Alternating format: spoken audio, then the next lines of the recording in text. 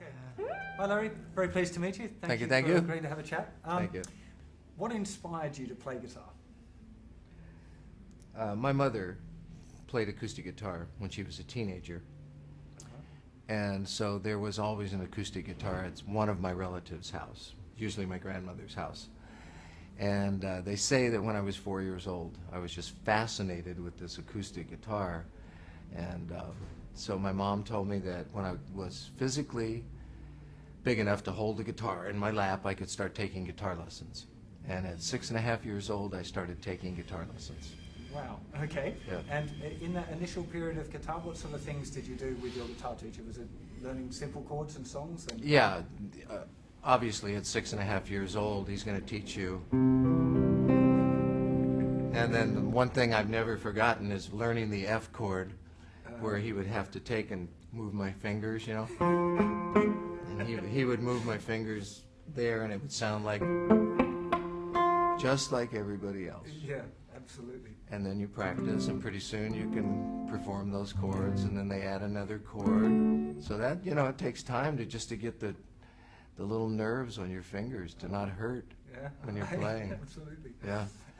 And at what stage did you start getting your own interest in music? Often kids just get taught by their guitar teacher. Do you remember when you first started hearing music that you went, wow, I want to play that sort of music? I think so.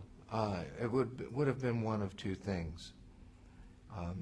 There was a television show on once a week in the United States called Town Hall Party, and it was a country and western show. And the guitar player was Joe Maphis. And he was very fast, very flashy, played a double-neck Mosrite that he had designed with Mosrite. And I'm sure watching him play as easily as he did, for me as a kid, was really something. But then also just hearing the solos off of pop records, Elvis Presley records and things like that, made me want to sit down and learn that. Okay. And when you discovered that sort of music, did you learn it yourself, or did you ask people to teach it to you? Did your guitar teacher help much, or? No, not for the pop stuff. I would sit down in my bedroom with my guitar and, you know. But I'd probably been playing, what, a couple of years at least, so I knew the positions. Absolutely. And did the guitar teacher teach you all of your scale stuff, or was a lot of that kind of figured out by when you're working out a record and you've discovered that these notes seem to go together, or this guy uses that? Sure, both of those concepts. My music teacher, my guitar teacher, did not focus a lot on scales because I don't think he knew a lot of scales. It was very interesting. His name was Slim Edwards. He did not use a pick. He played this style, almost like a flogging banjo-ish kind of thing. And so as I progressed over the few years, one of my lessons would have probably been to have learned this.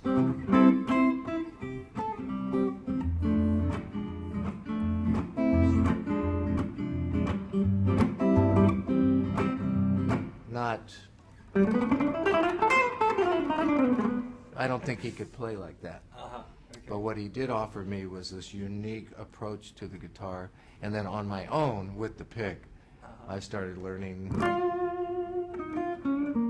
those kinds of things.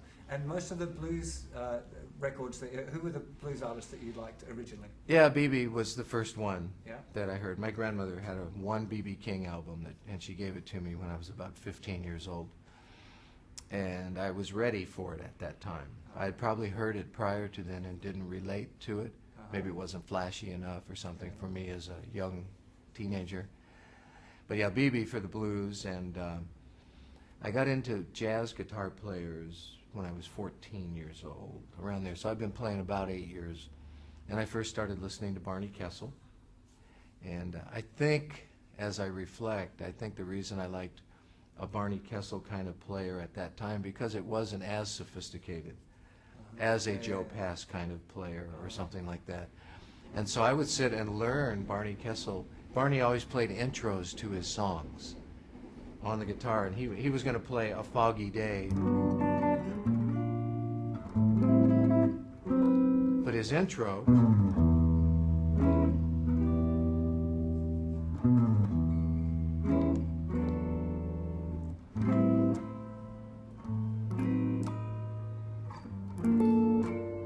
Well, I learned all that off the records. I never saw him play it, but that's where I was headed, was harmony. Yeah. A lot of people, when they first encounter jazz, particularly jazz chords, struggle with working out what the chords are off records, because that's quite a difficult, doing a Joe Pass tune is sticky. Yes. Are there any tips that you learned along the way of things that made it a bit easier to work out that kind of... A couple of things. Obviously, the more time you spend on your own doing it, you're going to find something, a voicing. I remember hearing like that.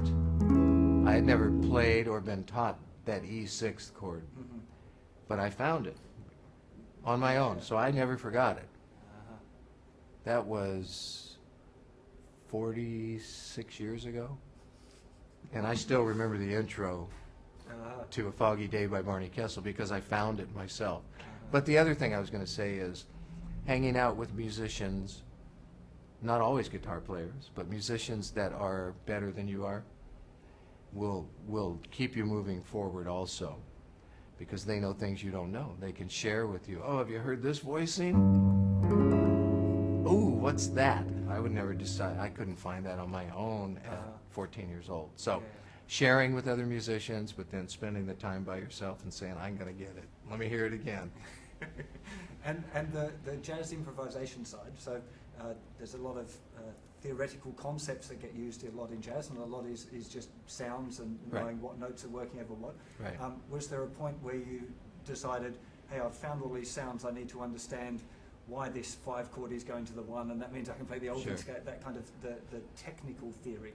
Yeah, again, I think it's a process that all of us go through of starting with the basics, and we're content with that because we're really comfortable in that. And as our ear gets stimulated and we want to go to that next sound and we hear it, that's when I started analyzing on my own chords. And I've used this example for many, many years, but the G13th flat 9 chord, which obviously leads to C, some kind of C chord. Well, I was in junior high school, and I was walking to school thinking about this chord. And I realized there's an E triad sitting right on top of a G chord,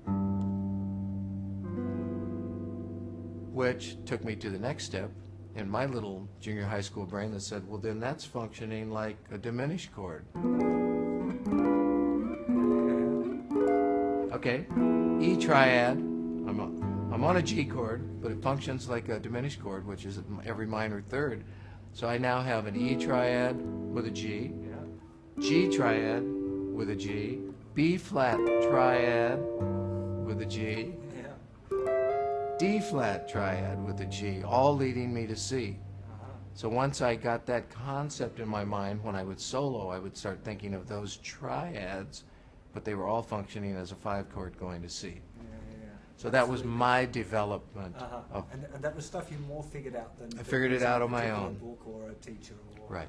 Yeah, nice one. Right. Okay, one last question. I heard a really funny story once about an interview with Chet Atkins, where the interviewer said, man, that guitar sounds fantastic. Right. And he stood up and he put the guitar on the chair and How's said, it sound now? How's it sound now? Exactly. Have you got any little stories like that? Because you've worked with some truly great musicians. Are there any other wise words of wisdom that you've heard from other writers or musicians? I won't quote this probably verbatim because it's been handed down through the years, but I do love the story when John Coltrane was playing with Miles Davis, and it was at that time in Coltrane's development where he would play 20 choruses over, and he would just keep developing and developing, and Miles would finally tell him, stop playing. So Train would eventually stopped playing, and Miles said, man, why do you play so long? And Train said something to the effect, well, I just have so much I want to say. But the other one is, I can't stop playing because there's so much I want to say. And Miles said, take the horn out of your mouth. He just cut to the chase, you see. So those, I do enjoy the concept of that story. Take the horn out of your mouth.